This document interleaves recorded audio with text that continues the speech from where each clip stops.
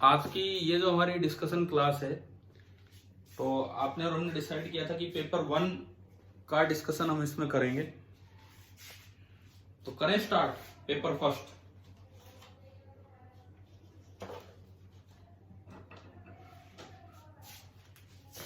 ये जो आपका टेस्ट पेपर 1 है,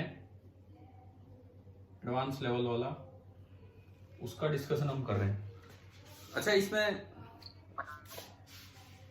डाउट्स मैं पूछूंगा आपसे, लेकिन पहले बताओ, एक क्वेश्चन इसमें कंस्ट्रेंट पे है, केवल कंस्ट्रेंट मोशन पे, काइनेमेटिक्स का वो पार्ट जो कंस्ट्रेंट है। कौन सा सवाल है बताओ? मैं तो टॉपिक वाइज क्वेश्चन डिस्कस कर रहा हूं। क्वेश्चन नंबर 17 जो था इसका, that was on constraint motion.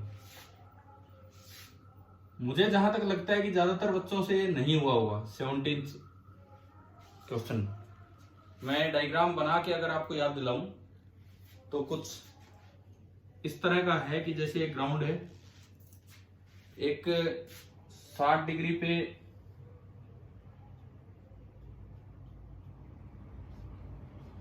ये एक सरफेस है,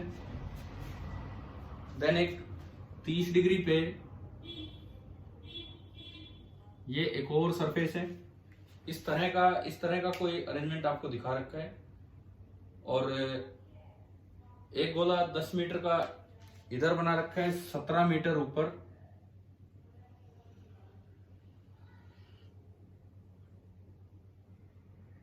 दस मीटर रेडियस का एक गोला यहां बना रखा है, और ये जो इसका पॉइंट ऑफ कांटेक्ट है इस समय, ये 17 मीटर है यहां से। और जो दूसरा वाला गोला बनाया है वो 5 मीटर का है, और वो उसका जो पॉइंट ऑफ कांटेक्ट है वो 19 मीटर पे है। इस द सेकेंड वन, ये इसका रेडियस है 5 मीटर और ये 19 मीटर पे है। पता भाई, क्वेश्चन आ गया ध्यान? कौन सा ये बोलो एक बार, है ना? तो मुझे लगता है कि ये था तो कंस्ट्रेंट पे, वहां तो छोड़ो हुआ नहीं हुआ, जो इसमें जो सॉल्यूशन मेंशन किया है, क्या वो भी आपको समझ में आया कि नहीं आया?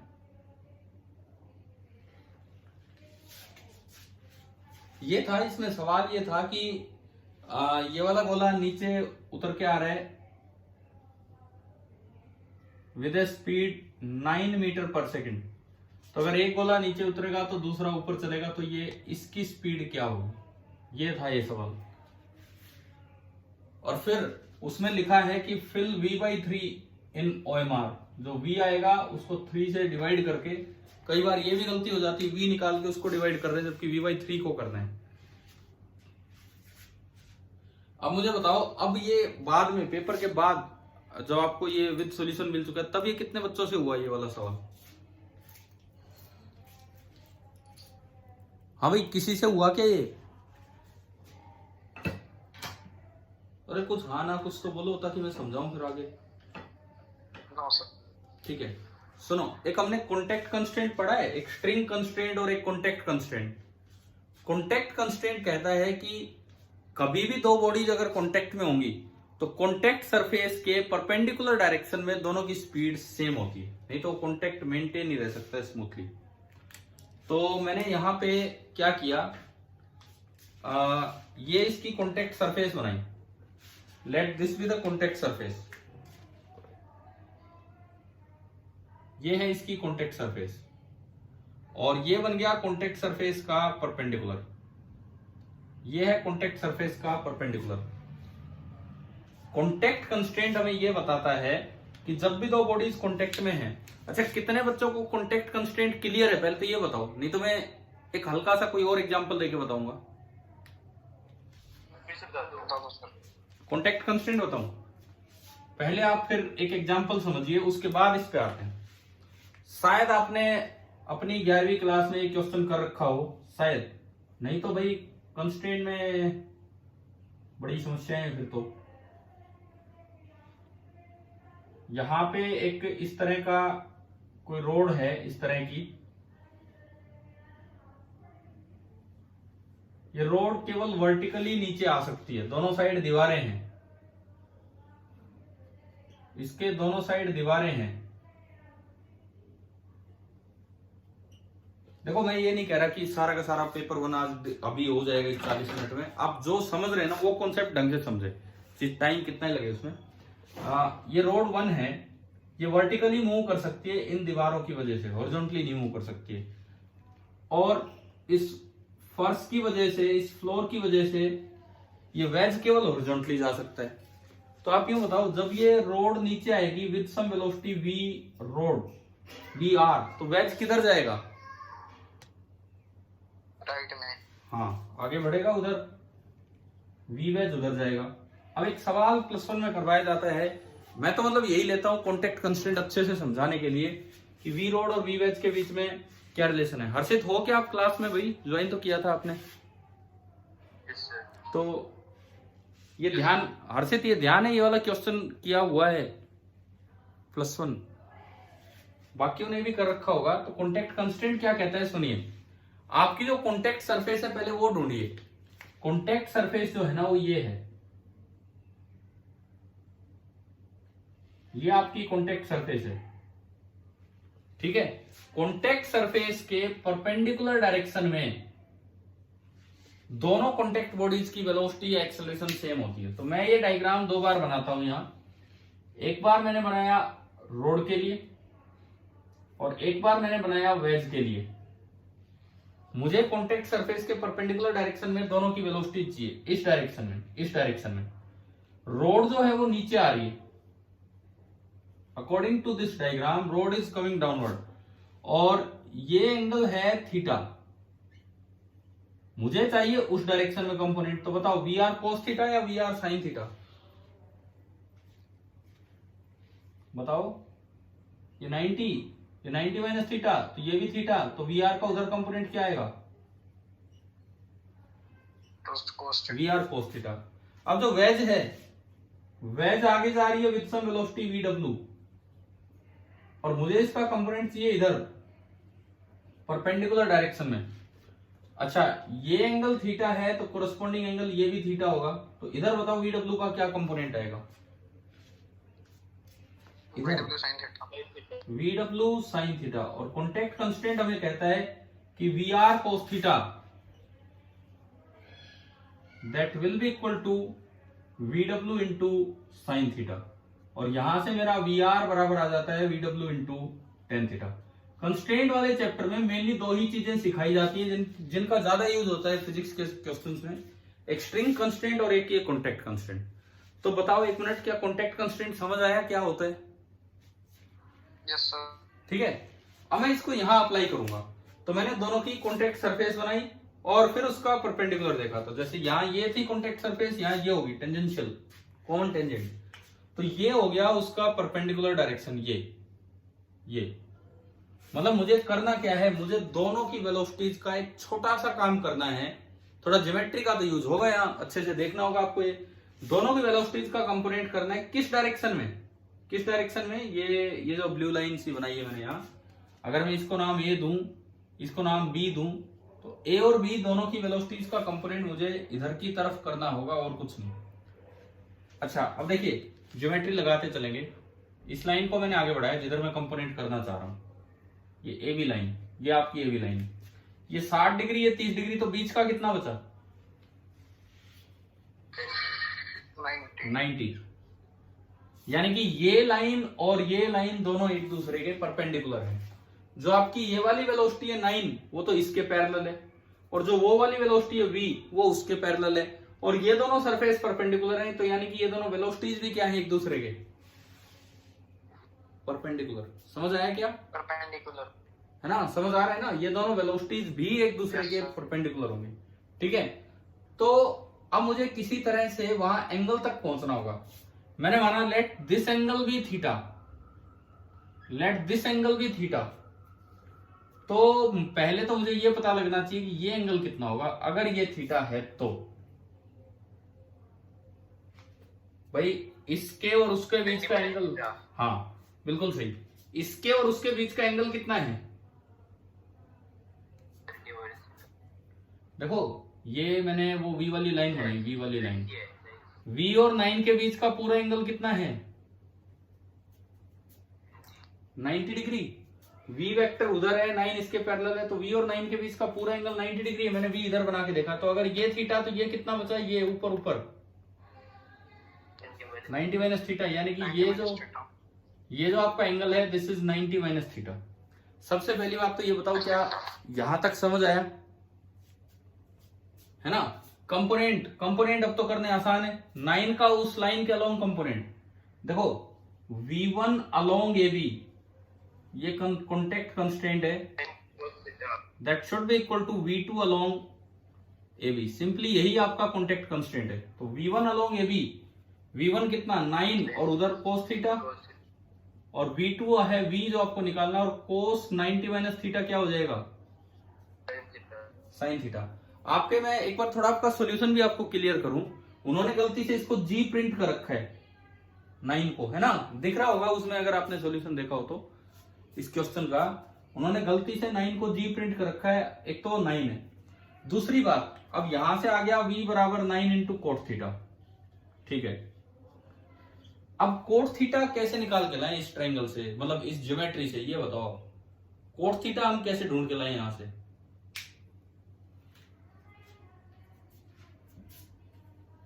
मुझे कोट थीटा तक पहुंचना है और कुछ नहीं करना है, मुझे सिंपली कोट थीटा तक पहुंचना है। तो मैंने इस लाइन को बढ़ाया ना, देखो इधर सुनो, इस लाइन को बढ़ाया और इस लाइन को बढ़ाया, ये एंगल कितना है? 90 है ना। ये तो इन्हीं दो का सरफेस एंगल ही है, 90 है। तो कोट थीटा तो आया पड़ा है, अगर मेरे को ये पता लग जाए और ये पता लग जाए, ठीक है। ये पूरा कितना है? पूरा ये 17, और इसमें ये कितना है? ये देखो 5, इसका रेडियस 5, तो ये कितना बचा? 17 में से 5 गया, तो ये कितना बचा? 12 मीटर। समझ में? हाँ ऐसे इधर हो, ये पूरा 19, 13 कहां होगी? ये पूरा 19 है ना, ये 12, 8, 13 अरे ये 13 है क्या? ये बताओ मुझे, ये 13 है? 8 है यार। कहां से 8 है? कहां से 8 है? एक बार देखो, ये पूरा कितना है? पूरा बताओ मुझे। पूरा 19 है, दे रखा है सवाल में, तो 19 है यहां तक। 19 में से इसका रेडियस घटाओ, तभी तो ये बचेगा। इसका रेडियस कितना है? 10। तो 19 में से ये 10 गया, तो ये कितना हो गया? 9 मीटर। अब बताओ कोट थीटा कितना होगा इस ट्रायंगल में? कोट थीटा tan थीटा होता है परपेंडिकुलर अपॉन बेस, तो कोट थीटा होगा बेस अपॉन परपेंडिकुलर, 4/3, यानी कि 37 डिग्री हो गए। पर वैसे उसकी जरूरत नहीं है, आप इसको उठा के यहां रखो। तो V बराबर 9 इंटू 4/3। तो वेलोसिटी जो उसकी निकालनी थी कितनी आई? 12 मीटर पर सेकेंड, और आपको उसमें फिल करना था V/3। तो V/3 कितना हो गया? 4। अभी बताओ, क्या ये कंस्ट्रेंट वाला क्वेश्चन समझ आया कि नहीं? बोलिए। Yes sir. देखो ये आपके सॉल्यूशन में उन्होंने जो पता नहीं कैसा डायग्राम सा दे रखा है 9-12 करके, आप ये डायग्राम अच्छे से बना लो, ये वाला डायग्राम, कि हाँ भाई ये था। ये अच्छा सवाल है कॉन्टेक्ट कंस्ट्रेंट का, जो आगे के लिए हमें ध्यान रहना चाहिए कि भाई क्या था ये।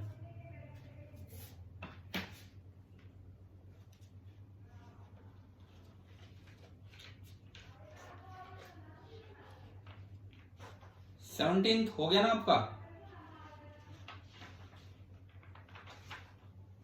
सर एक मिनट रुक जाओ। हाँ कोई नहीं, आप बना लो ये आराम से।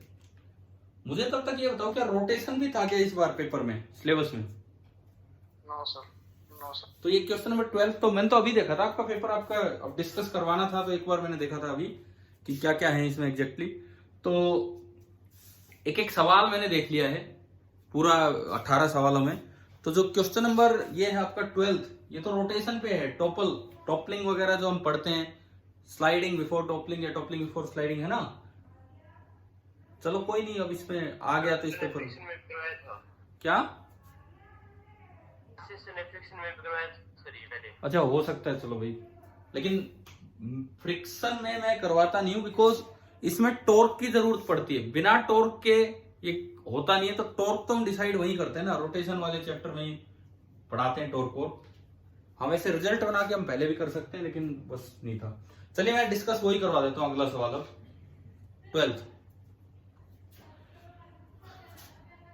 ये 17 पे एक अलग एग्जांपल बताया था आपको, ये एक अलग सवाल था इस तरह से।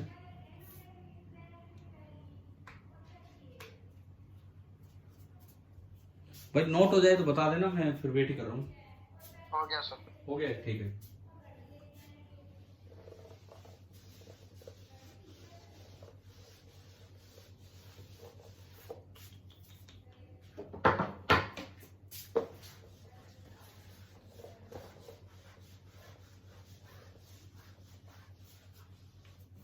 देखिए क्वेश्चन नंबर 12 देखो,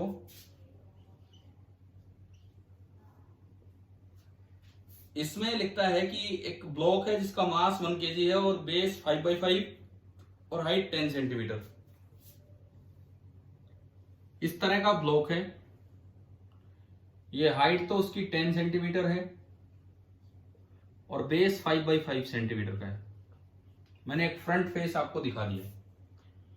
अब ये लिखता है कोफिशिएंट ऑफ फ्रिक्शन इसके और ट्रक के बीच में 0.7। इसको एक ट्रक में रख के ले जा रहे हैं,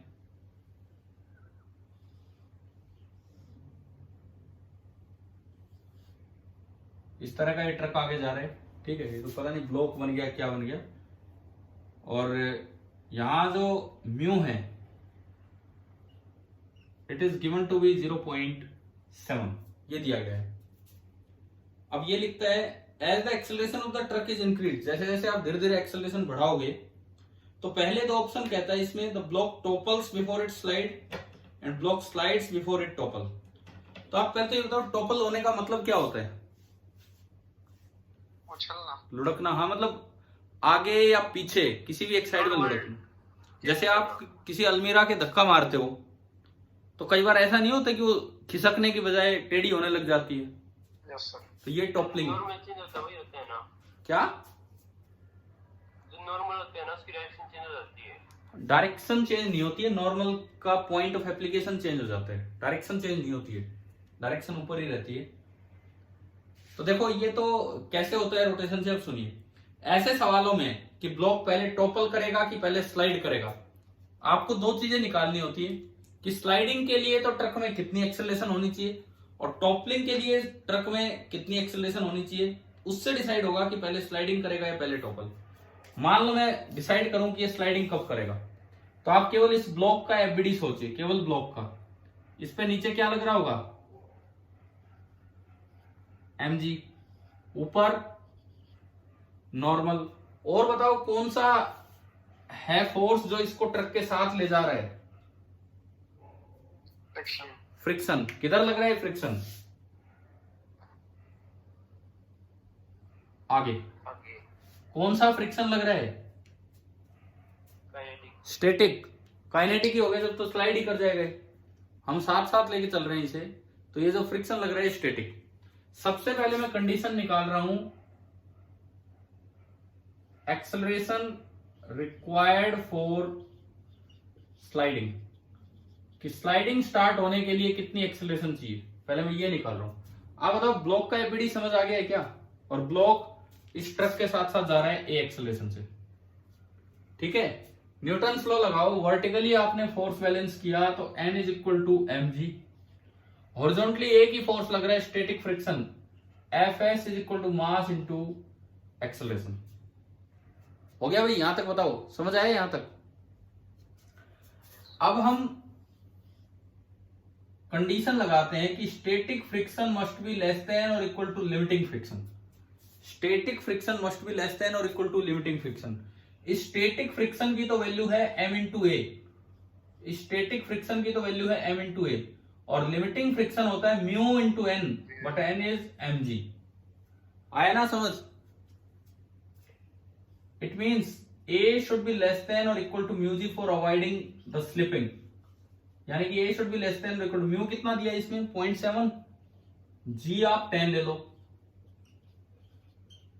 7 मीटर पर सेकेंड स्क्वायर। इससे यह पता लगा कि स्लाइडिंग या स्लिपिंग स्टार्ट्स एट, जब एक्सेलरेशन ऑफ ट्रक कितना हो जाए 7 मीटर पर सेकेंड स्क्वायर। पहले तो बताओ फर्स्ट पार्ट समझ आ गया, स्लाइडिंग स्टार्ट होने के लिए कैसे एक्सेलरेशन निकाले। ये यहां तक तो होता है न्यूटन लॉ वाले पार्ट का, लेकिन टोपल करवाने पे जाओगे तो टॉर्क का यूज होगा और वो प्योरली रोटेशन पे चला जाता है। अब देखो ये क्यों नहीं कर रहा टोपल भाई, अगर आपने नॉर्मल यही लगा दिया तो पक्का लुढ़केगा। कैसे? आप सेंटर के अबाउट टॉर्क देखो, mg का कितना, mg का 0, नॉर्मल का फिलहाल अगर नॉर्मल यहां लग रहा है तो 0। कितने फोर्स लग रहे हैं इस ब्लॉक पे, 3 या 4? 3 या 4। एफबीडी आपके सामने है, 3। एक और बचा फ्रिक्शन, नॉर्मल का 0, mg का 0, क्या फ्रिक्शन का 0 है अबाउट द सेंटर? नहीं है ना, तो फ्रिक्शन तो लुढ़का देगा इसको। इसका मतलब फ्रिक्शन तो इसको पक्का ही लुढ़का देता है और ये लुढ़कना चाहिए। तो इस लुढ़कन से बचने के लिए ये जो नॉर्मल है थोड़ा इधर शिफ्ट होता है ताकि ये यूं अपना टॉर्क दे। तो ये जो नॉर्मल है, ये नॉर्मल इससे कुछ इधर आ जाएगा, ये नॉर्मल इससे कुछ इधर आ जाएगा, कुछ भी मतलब x डिस्टेंस इधर, ताकि नॉर्मल का टॉर्क ऐसे आए और ये ऐसे आए और ये टॉपल ना करे, दोनों टॉर्क बैलेंस हो जाए। mg का तो सेंटर के अबाउट 0 है ही। अब मैं कंडीशन निकालता हूं, A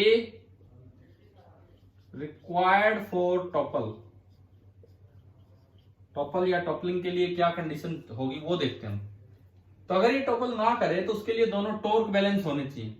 देखो सेंटर के अबाउट नॉर्मल का टॉर्क होगा n into x, that should be equal to friction का टॉर्क Fs इंटू ये दूरी कितनी है यार, ये पूरी हाइट कितनी है 10, तो ये दूरी कितनी है 10, ये दूरी 5 सेंटीमीटर, Fs इंटू 5 सेंटीमीटर। ठीक है, ये वैसे बिना रोटेशन के कैसे हो रखा है ये सवाल, जैसे आप कह रहे हो कि हमने तो किए हुए हैं, बिना रोटेशन के किस तरह से कर रखे हैं टोपल वाले क्वेश्चन।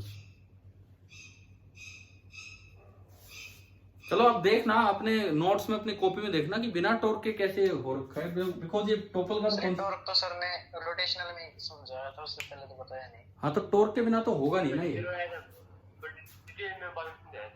चलो ठीक है, हो सकता है कहीं रिजल्ट ऐसे बता दिए होंगे, कोई नहीं। सुनो, ए रिक्वायर्ड फॉर टॉपलिंग, ये कंडीशन आ गई है समझ?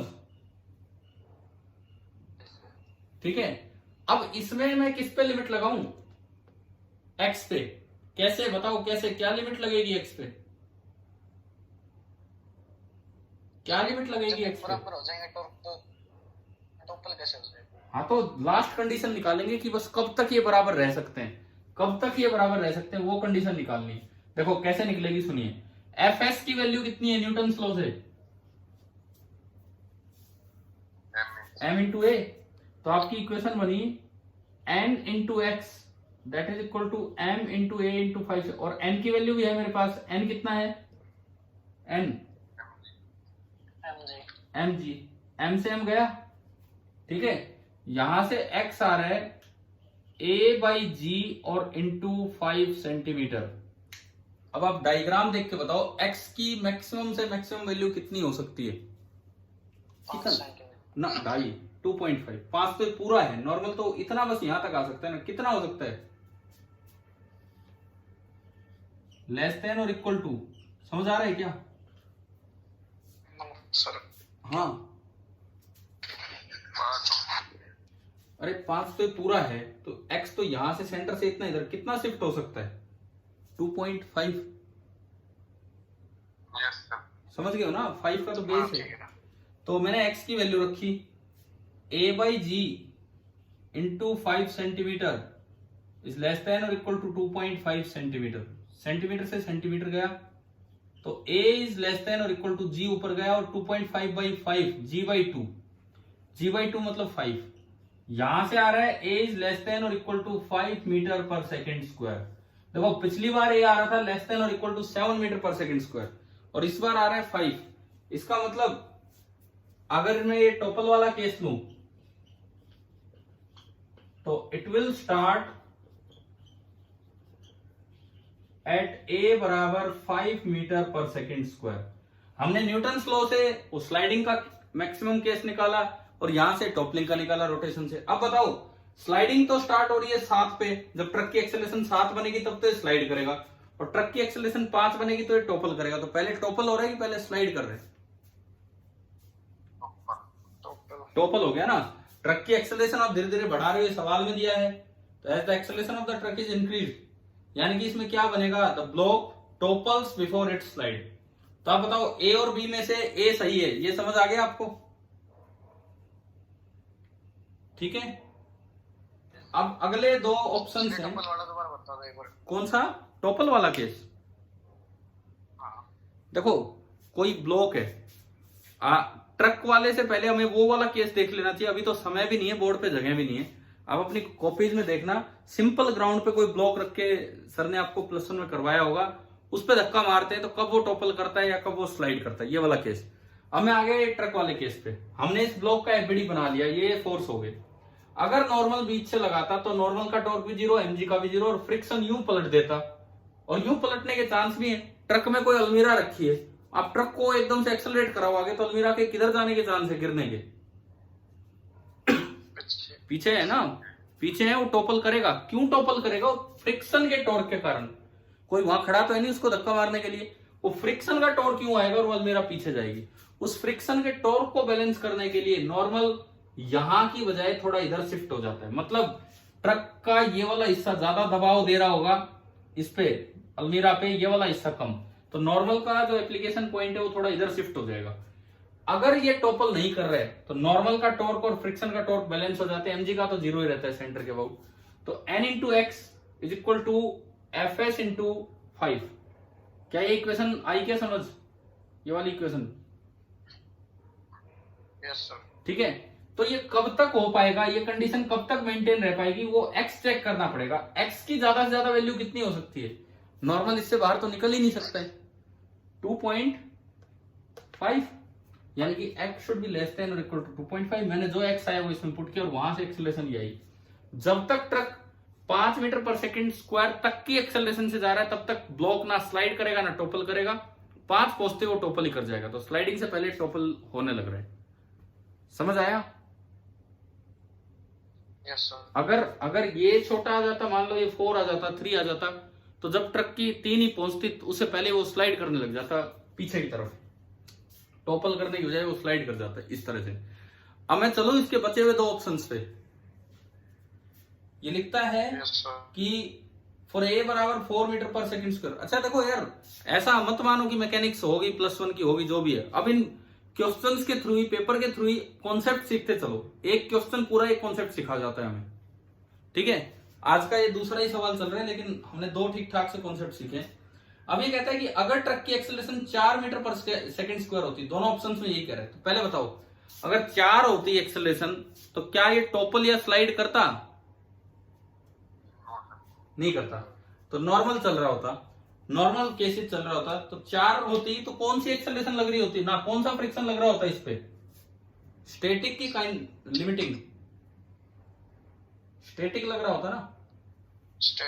स्टैटिक की वैल्यू कितनी है देख लो वहीं से, m इंटू ए 4 और m 1, तो यानी कि स्टैटिक फ्रिक्शन हो गया 4 न्यूटन। कुछ बच्चे हमेशा ही फ्रिक्शन ये करे आते हैं, भाई फ्रिक्शन तो म्यू एम जी होता है, फ्रिक्शन तो म्यू एम जी होता है, वैसे वो तो लिमिटिंग होता है। ये लगाओगे तो 0.7 इंटू 1 इंटू जी 10, तो 7 आ जाएगा। तो इन्होंने ना बहुत ही समझदारी से जो चौथा ऑप्शन था वो 7 न्यूटन दे रखा था, जबकि इसमें फ्रिक्शन 4 न्यूटन है। आप मुझे बताओ, आप में से कितने बच्चे इसमें फ्रिक्शन 7 न्यूटन करके आए? है ना कि भाई मल्टी करेक्ट है। आपको लगता है चल एक पार्ट तो पता लगा, मल्टी करेक्ट है, एक पार्ट तो पता लगा। ऐसे थोड़ी फ्रिक्शन निकालना होता हमें। अभी बताओ क्या ये क्वेश्चन नंबर 12 क्लियर हो गया क्या? Yes sir. सर जो ये मल्टीपल सेलेक्ट होते हैं इसमें अगर एक सही कर दिया तो पार्शियल मार्किंग मिलती है, लेकिन अगर एक गलत हो गया बाकी सारे ऑप्शन सही है तो नंबर कटेगा।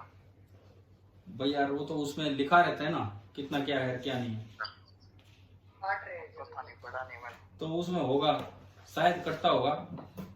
चलो कोई नहीं, छोड़ो, इन टेक्निकल बातों में हम नहीं जा रहे, हम अपने कॉन्सेप्ट पे आ रहे हैं।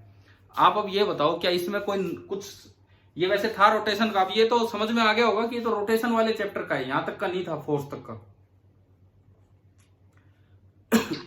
कोई नहीं, ये पेपर बनाने वालों ने किसी तरह आगे का डाल दिया जो आपके सिलेबस में नहीं था पार्ट, बट कोई बात नहीं, इससे हमारा एक टोपल और ये वाला केस रिवाइज हो गया है। क्या ये समझ आ गया है पूरा? ठीक है, अभी तो 2 ही सवाल डिस्कस हुए हैं, आखिरी 10 मिनट के अंदर हम हैं और 2 ही सवाल डिस्कस हुए हैं।